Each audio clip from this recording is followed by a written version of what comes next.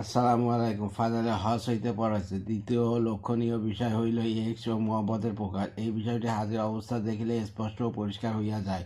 বিস্তারিত কিছু বর্ণনার প্রয়োজন নাই। আল্লাহ তাআলার সহিত বান্দাগণের সম্পর্ক দুই রকমের। এক হইল বিনয় ও বন্দেগীর, কারণ তিনি পাক সত্তা, মালিক, সৃষ্টিকর্তা।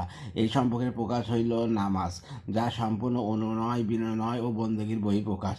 এই কারণে নামাজের সমস্ত বিষয়গুলির মধ্যে এই সম্পর্ক পরিস্ফুটিত হয়, কারণ অত্যন্ত গাম্ভীর্য ও শান্তভাবে উপযুক্ত পোশাকে শাহী আদবের নিয়ম কায়দায় যেহেতু দরবারে হাজিরি, সেহেতু উজু ও পবিত্র কাপড় পরিধান করিয়া অত্যন্ত গাম্ভীর্য ও শান্তভাবে প্রথম কানের ওপর হাত রাখিয়া বন্দিগি ও আল্লাহ তাআলা শানুর বড়ত্বকে স্বীকার করে তারপর হাত বাঁধিয়া আরজ পেশ করে, অথবা মাথা ঝুঁকায় সম্মান প্রদর্শন করে, অথবা জমিনে মাথা ঘষে নিজের বিনয় ও অক্ষমতা প্রকাশ করে, সঙ্গে সঙ্গে আপন মনিবের বড়ত্বকে মুখে স্বীকার করিতে থাকে, তার বড়ত্ব ও নিজের অক্ষমতার বিপরীত কোনো কথা বা কাজ না হয়।